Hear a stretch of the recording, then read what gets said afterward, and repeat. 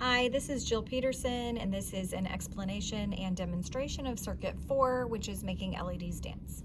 So I have 8 different LEDs that are connected to the breadboard.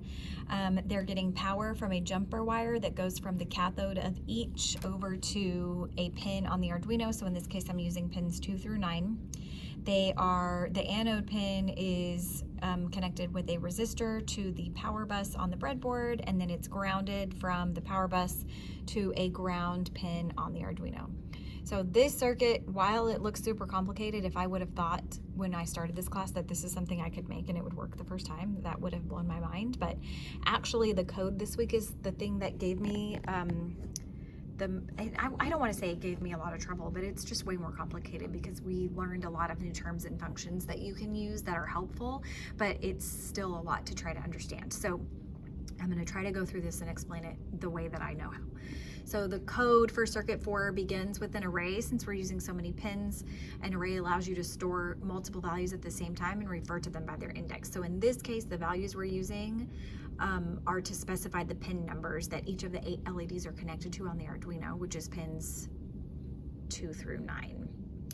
In addition to the array, we're using 4 loops in this sketch, and the way that I tried to understand it is that the loops allow you, or the 4 loops allow you to control how many times a piece of code will run, and I think they're really helpful as far as like typing lines of code. It can save you some time.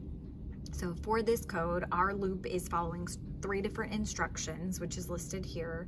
So the first one is something to do before starting, so make the index 0.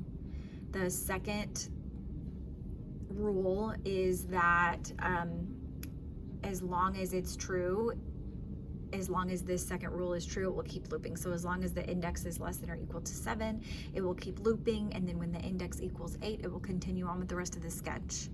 And then the final statement is something to do after the loop, which is to increase a variable, which, if I understand correctly, moves to the next LED. So essentially what this is doing is when I plug it in, each LED should turn on and off, and it will go in a row. So I'm going to plug it in so we can watch that happen.